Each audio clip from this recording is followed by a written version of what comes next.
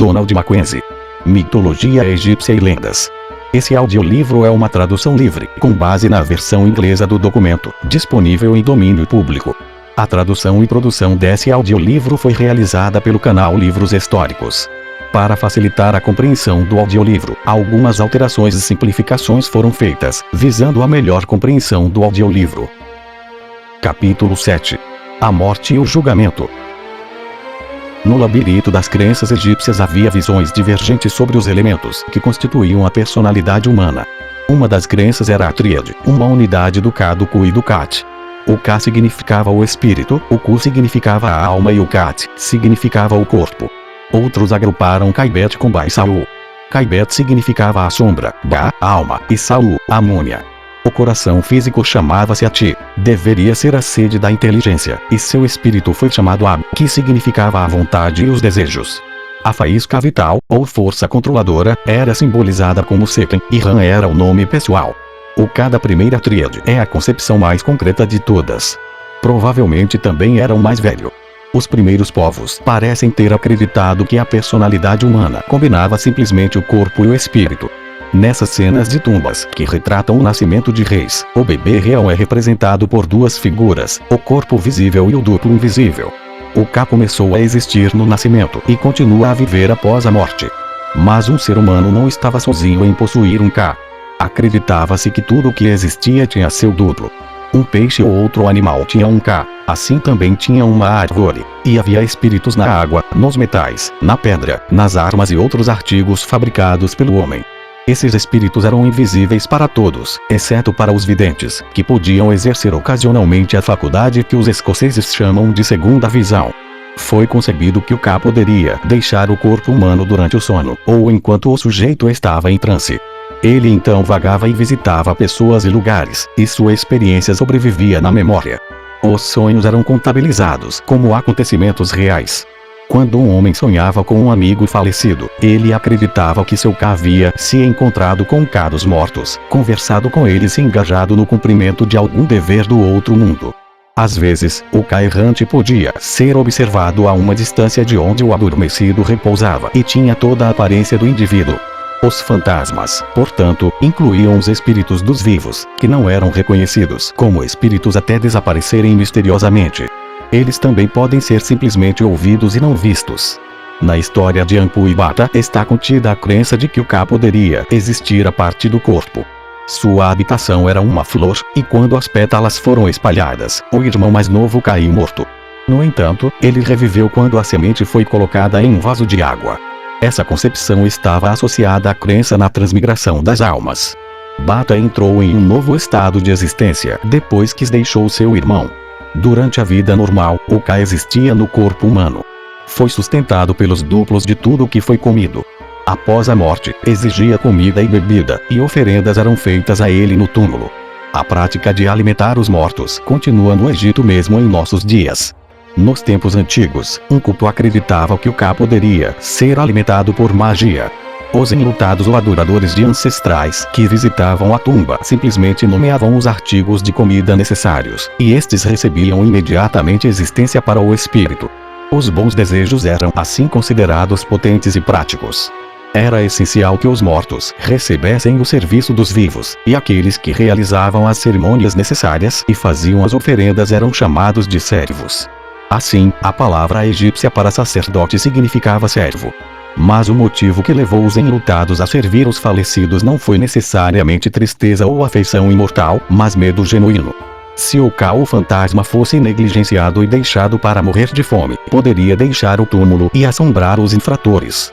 O homem primitivo tinha um pavor genuíno dos espíritos, e sua principal preocupação era sempre propiciá-los, por maior que fosse o sacrifício pessoal envolvido. Às vezes, uma pequena casa da alma era fornecida à beira do caminho para o errante Ka, mas mais frequentemente uma imagem de madeira ou pedra era colocada para seu uso na sepultura. As estátuas de reis que foram encontradas em seus túmulos foram construídas para que seus espíritos desencarnados pudessem receber corpos materiais, e aquelas que eles mandaram erigir em várias partes do reino foram destinadas principalmente para um propósito semelhante e não apenas para perpetuar sua fama, embora a nota de vaidade raramente esteja ausente nas inscrições. O Ku, ou alma, era uma concepção vaga. Era realmente outra forma do Ka, mas era o duplo do intelecto, vontade e intenções, em vez do duplo do corpo físico. O Ku era representado como um pássaro. O Ba da segunda tríade era uma concepção que unia tanto o Ka como o Ku. É representado em forma de pássaro com cabeça humana, pairando sobre o Sau, ou múmia, para a qual olha melancolicamente, sempre procurando reentrar na forma enfaixada. Como o Ka, exigia nutrição, que era fornecida, no entanto, pela deusa do cemitério consagrado. Foi chamado de o brilhante ou o glorioso. O Kaibet, ou sombra, é evidentemente a sobrevivência de uma crença primitiva. É realmente outra manifestação do Ka. Como todos os povos primitivos, os egípcios arcaicos acreditavam que suas sombras eram suas almas. Concepções superiores evoluíram com o tempo, mas seus descendentes cultos se apegaram à antiga crença, que foi perpetuada por costumes populares associados a práticas mágicas. Feitiços eram feitos lançando sombra sobre um homem, e ele poderia ser insultado ou ferido se uma ofensa fosse cometida contra sua sombra. O Ran, ou nome, também era uma manifestação do Ka. O poder podia ser exercido pronunciando o nome, porque havia influência mágica naquelas palavras que se acreditava terem duplos espirituais. Um nome pessoal era o espírito identificado. Seu serviço foi garantido quando o nome foi pronunciado. O espírito era o nome era o espírito. Se um mago desejava trabalhar o mal contra um indivíduo, ele fazia uso do nome ao proferir fórmulas mágicas potentes. Os mortos eram igualmente invocados quando seus nomes eram falados em invocações. Espíritos malignos foram expulsos por aqueles que sabiam seus nomes. Para se proteger contra magos que pronunciavam palavras de poder, ou feitiços verbais, o egípcio, portanto, considerou necessário ter dois nomes, o nome grande e o nome pequeno, ou o nome verdadeiro e o bom nome. Seu segredo grande e verdadeiro nome era o Ran, e seu pequeno nome era seu apelido, e não fazia parte de seu ser vivo. A cerimônia de nomeação era conduzida em segredo.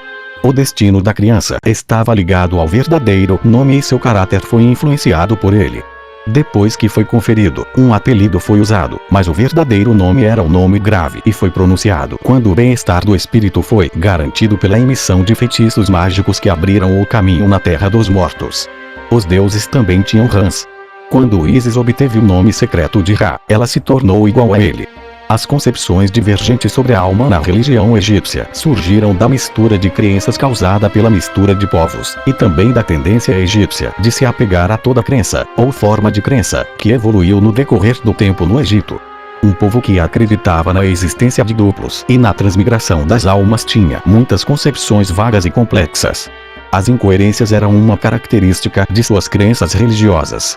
Deve-se ter em mente, ao mesmo tempo, que nossa revisão abrange um vasto período de tempo, durante o qual vários cultos religiosos exerceram suprema influência na moldagem do pensamento egípcio. Um culto predominou em um período, outro culto surgiu por sua vez para ensinar seus próprios princípios peculiares, com o resultado de que todas as crenças foram finalmente aceitas. Este processo é claramente indicado pelos vários costumes funerários e pelas complexas cerimônias religiosas que prevaleceram em diferentes épocas. Como vimos, os primeiros povos enterravam seus mortos agachados em covas rasas com a devida provisão de alimentos e implementos. Eles parecem ter acreditado que o Ka permaneceu ao lado do corpo até que a carne se decompusesse. Então, ou deixou de existir, ou assombrou o cemitério. Entre os povos primitivos nos dias atuais há muita preocupação com os fantasmas dos recém-mortos. Quando um negro, por exemplo, é questionado sobre seus ancestrais remotos, ele é incapaz de opinar sobre se seus espíritos continuam ou não exercendo alguma influência sobre os vivos. Mas ele treme se perguntado sobre seu pai morto. Os adoradores de árvores egípcios conceberam uma deusa da árvore que dava bolos de comida e derramava bebida para cá desencarnados. A influência deste antigo culto é traçada nos contos folclóricos de Osíris e Bata. No final dos tempos dinásticos, o culto às árvores foi revivido quando as crenças persistentes das pessoas comuns ganharam ascendência, e ainda não desapareceu totalmente na região do Delta. A árvore sagrada e o poço sagrado ainda são vistos com reverência. Os Oreus, ou egípcios dinásticos, que avançaram para o norte em sua campanha gradual de conquista, introduziram um novo costume funerário. Em vez de cavar sepulturas rasas, eles ergueram túmulos forrados de tijolos, nos quais os mortos eram deitados de costas, totalmente estendidos, vestidos e adornados com artigos de joalheria. Nas inscrições, o Kaiku são referidos. Mas nenhuma tentativa foi feita, mesmo na primeira e na segunda dinastias, para preservar o corpo da decomposição, e oferendas suntuosas foram colocadas nos túmulos. No Egito, às vezes foram feitas tentativas para organizar os ossos na posição adequada, mas muitas vezes eles eram amontoados em confusão. Parece que o enterro temporário foi uma cerimônia de libertação, com o objetivo provavelmente de apressar a partida do Ka. O desmembramento também era praticado, e muitos túmulos mostram que a decapitação foi efetuada após a morte. Em um dos livros sagrados do Antigo Egito, a mutilação de cadáveres é mencionada com horror. Lemos. Abre aspas. Eu não serei destruído.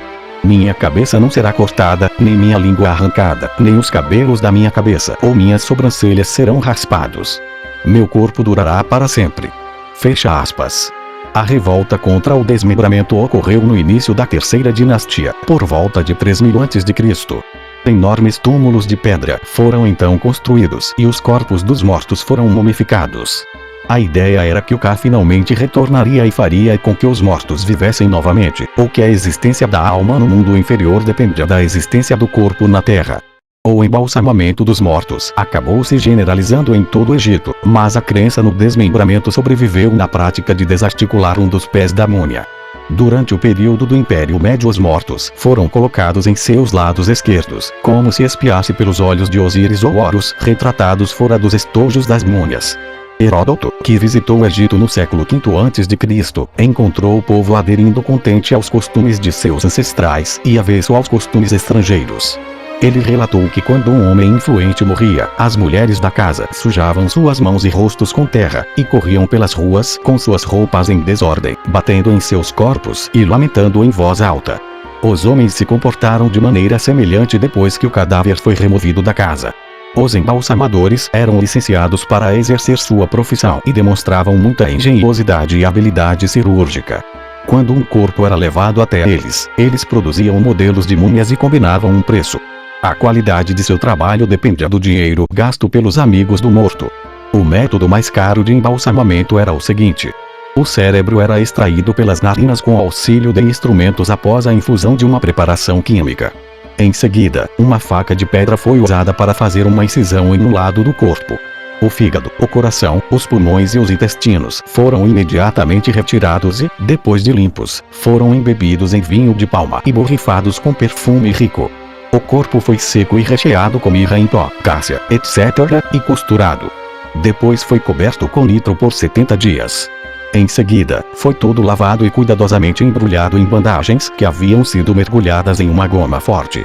Assim que foi levado de volta para casa, foi colocado em um grande caixão, em forma de forma humana, que foi inscrito com encantos mágicos e decorado com símbolos sagrados e figuras de deuses e deusas. O rosto do morto estava esculpido na tampa. No período romano foi pintado.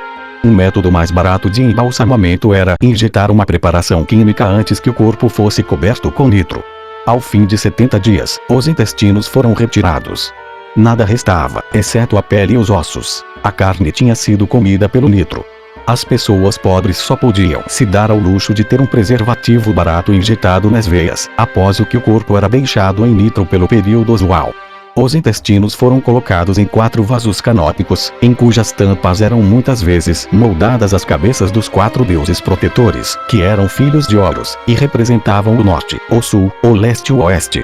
Estes eram Anset, com rosto humano, que guardava o estômago e o intestino grosso; Apim, com cabeça de cachorro, que guardava o intestino delgado; do Amutef, com a cabeça de chacal, que guardava os pulmões e o coração; e Quebesenuf, a cabeça de falcão, que guardava o fígado e a vesícula biliar. Esses jarros foram colocados em um baú e depositados no túmulo. Os órgãos que continham eram aqueles que se acreditava terem causado os vários pecados. O cortejo fúnebre foi um espetáculo solene e tocante. Toda a família estava presente, e as mulheres lamentavam em voz alta a caminho do cemitério na margem ocidental do Nilo. A múmia foi desenhada em um trimó. Quando o túmulo foi alcançado, o caixão foi erguido, voltado para o sul, e uma elaborada cerimônia foi realizada. Foi conduzido pelo chefe enlutado, que recitou o ritual de um rolo de papiro, enquanto as respostas eram dadas pelos parentes. 2 mulheres representavam Ísis e Neftis, pois uma parte da cerimônia era uma reprodução da cena encenada ao redor do corpo de Osíris quando foi restaurado e preparado para o enterro. Os mortos também tinham que ser instruídos sobre como chegar ao céu egípcio. A viagem não poderia ser realizada em segurança sem o auxílio de fórmulas mágicas. Assim, estes foram falados aos ouvidos do cadáver, como provavelmente era o costume nos dias de enterros agachados. Mas estava sempre presente o perigo de que os mortos deixassem de se lembrar de todas as instruções sacerdotais que eram repetidas sobre eles. As fórmulas foram, portanto, inscritas no caixão e nas paredes da tumba e, com o passar do tempo, tornou-se costume preparar rolos de papiro, que foram finalmente reunidos no livro dos mortos. Este papiro pode ser enrolado sob as bandagens da múmia, ou então colocado dentro do caixão.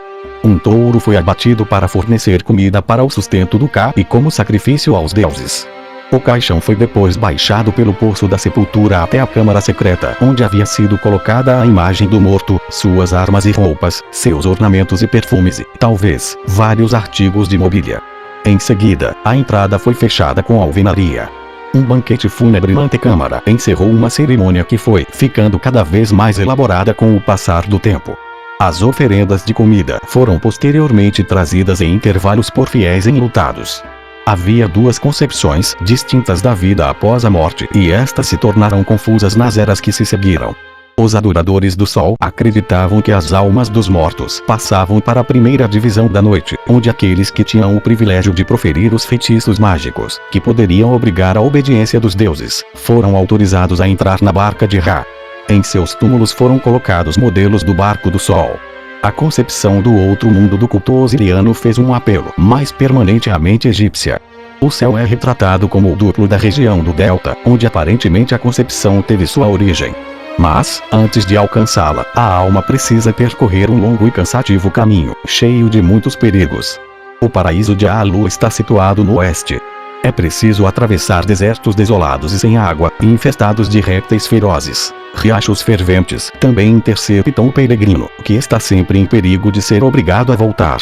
Quando a alma parte, ela leva consigo seu cajado e suas armas, e comida para a nutrição. Ele sobe as montanhas ocidentais e depois entra no reino dos mortos. Um imenso sicômoro se ergue diante dele com grandes cachos de frutas em meio à sua folhagem luxuriante. À medida que se aproxima, uma deusa se debruça do tronco como de uma janela, exibindo a parte superior de seu corpo.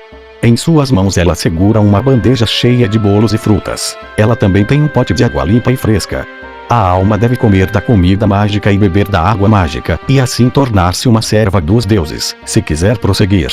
Se ele rejeitar a hospitalidade da deusa da árvore, ele terá que retornar novamente ao túmulo escuro e estreito de onde veio, e levar para sempre uma existência solitária e sem alegria. A alma daquele que é fiel come e bebe à vontade, e depois segue viagem, enfrentando muitos perigos e suportando grandes provações. Espíritos malignos e demônios ferozes o cercam, desejando que ele morra uma segunda morte e deixe de existir. Uma tartaruga gigantesca se levanta contra ele. Ele deve lutar contra isso com sua lança. Serpentes estão prontas para atacar, e elas devem ser vencidas. Os próprios insetos têm picadas venenosas e devem ser afugentados. Mas seu inimigo mais formidável é o feroz deus Set, o assassino de Osíris, o terror dos deuses bons e dos homens, que aparece como um enorme monstro vermelho, com cabeça de camelo e corpo de cão, uma longa cauda bifurcada ereta e venenosa. Quando o deus do mal é vencido e rechaçado, a alma avança até chegar à margem de um largo rio. Lá um barco mágico o espera. A tripulação consiste em divindades silenciosas que não lhe dão nenhuma ajuda.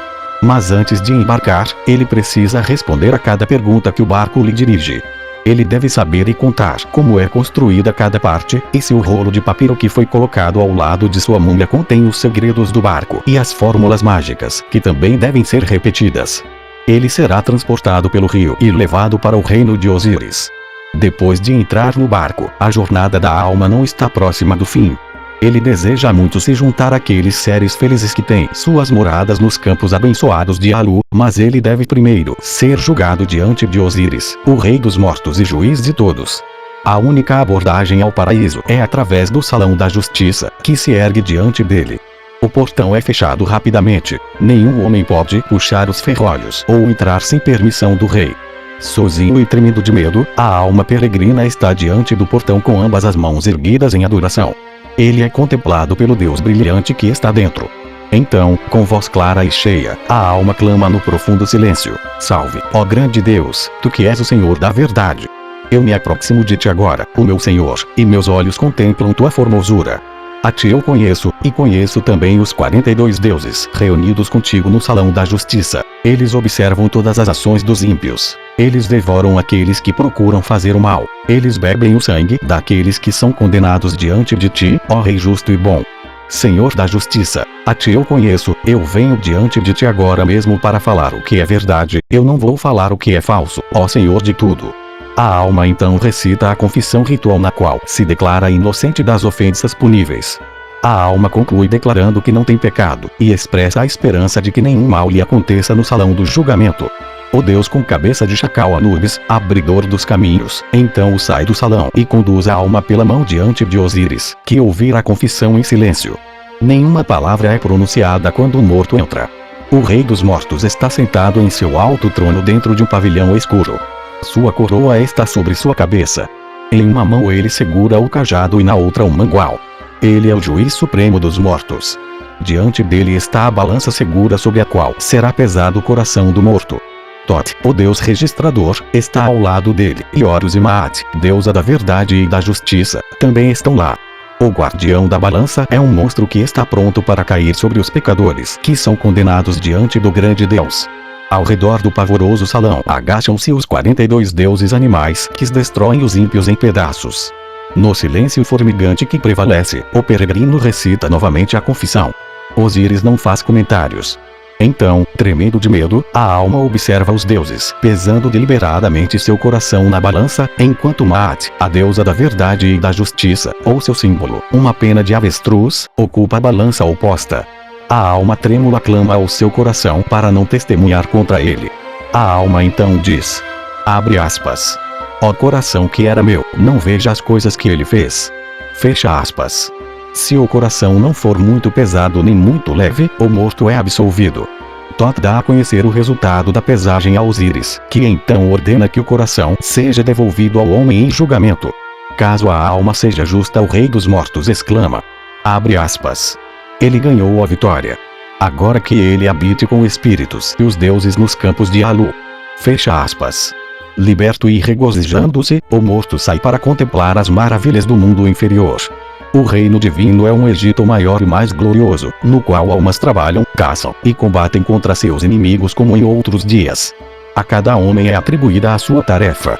Ele deve lavrar o solo e colher o grão que cresce em abundância em uma grande altura. A colheita nunca falha, e a fome e a tristeza são desconhecidas. Quando a alma deseja retornar para visitar cenas familiares na terra, entra no corpo de um pássaro ou de um animal, ou talvez floresça como uma flor. Também pode visitar o túmulo e reanimar a múmia, saindo para contemplar cenas que eram familiares e queridas em outros dias. As almas dos mortos a quem Osíris condena, por causa dos pecados cometidos na terra, são submetidos a terríveis torturas antes de serem devorados pelos deuses animais que se agacham, esperando, no silêncio e horrível salão do julgamento.